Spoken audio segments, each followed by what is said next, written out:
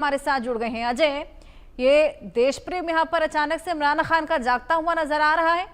एक तरफ शहबाज सरकार के खिलाफ हल्ला बोल करने वाले थे, लेकिन वैश्विक तनाव को देखते हुए, वैश्विक तनाव का हवाला देते हुए फिलहाल स्थगित कर दिया गया।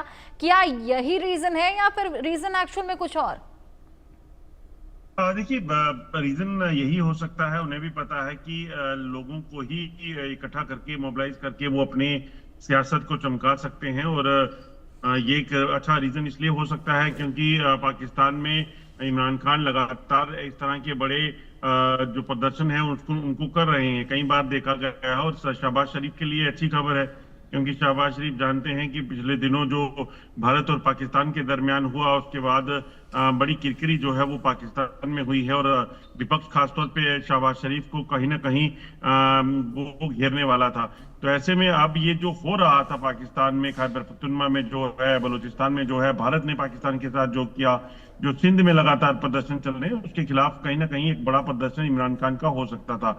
मगर जो इस वक्त हालात बने हुए हैं, क्योंकि पड़ोसी देश जो पाकिस्तान का है ईरान, उसमें और इसराइल के बीच जो जंग जारी है और इतना जो है वो चुनौती भरा बन गया है कि शायद पाकिस्तान, शायद अमेरिका भी जो है वो ईरान पर हमला कर सकता है। तो उसमें कहीं ना कहीं इस चीज की आशंका हो जाती है कि ये युद्ध अगर और बढ़ा तो पाकिस्तान भी इसकी चपेट में आ सकता है। तो इमरान खान ने शायद एक उस चीज को लेकर एक कॉल ली है कि वो अभी प्रदर्शन नहीं करेंगे, थोड़ी देर के लिए उसे टाल दिया है। मगर शहबाज शरीफ के लिए जो है एक अच्छी खबर ये है कि इमरान खान जो प्रदर्शन करते हैं, उनके जो समर्थक, वो फिर उग्र प्रदर्शन हो जाते हैं, काफी बवाल उसमें होता है। और दुनिया भर में जो है पाकिस्तान की चर्चा होती है कि वहां पे सरकार और सेना के खिलाफ वहां की राजनीतिक दल जो है वो प्रदर्शन कर रहे हैं। तो यकीनन शहबाज शरीफ के लिए अच्छी खबर है, मगर ये कितनी देर तक रहेगी ये देखना होगा। बिल्कुल, ये कब तक रहने वाली है, ये बेहद बड़ा सवाल। फिलहाल 2 हफ्ते के लिए स्थगित किया गया है, लेकिन जिस तरीके से इजराइल और ईरान के बीच में जो संघर्ष है वो लगातार बढ़ता चला जा रहा है, क्या लगता है और ज्यादा टल सकता है ये प्रदर्शन? देखिए, जिस तरीके के हालात बने हुए हैं, लग नहीं रहा कि बहुत जल्दी दोनों देश जो है वो बातचीत के टेबल पर पहुंचेंगे। क्योंकि ईरान की तरफ से यूएस के धमकाने के बाद भी जो है वो पीछे हटने से मना कर दिया गया है। तो इसका मतलब साफ है कि अब यूएस की भी नहीं चलेगी और जंग तो कम से कम अभी रुकती नहीं दिख रही है। ईरान की तरफ से संकेतिक जो चीजें कही गई हैं, उसमें यह कहा गया है कि ईरान किसी भी तरीके से इस चीज पे जो है वो चुप नहीं रहेगा, क्योंकि इजराइल ने ईरान की अस्मिता पर अब जो है वो कहीं ना कहीं हमला किया है। और उसकी आजादी को अगर छीनने का प्रयास किया जाएगा तो उसको जवाब जो है वो देगा।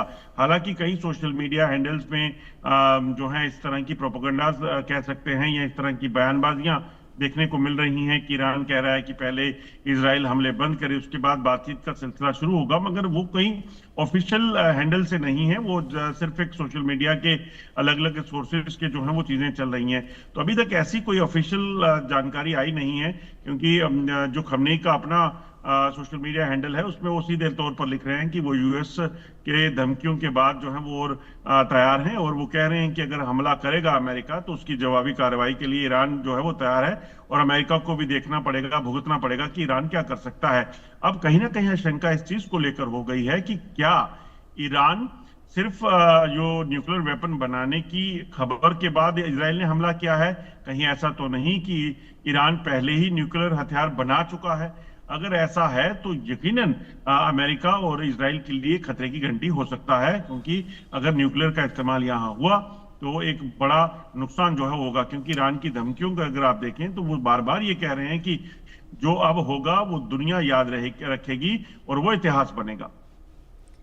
बिल्कुल अजय, ये तमाम ऐसी चीज, तमाम ऐसे सवाल, फिलहाल सबसे बड़ा सवाल यही है कि ये प्रदर्शन आखिर कब तक स्थगित रहने वाला है, क्योंकि फिलहाल ये जंग थमने का नाम नहीं ले रही। देखने वाली बात। बहुत शुक्रिया तमाम जानकारी साझा करने के लिए।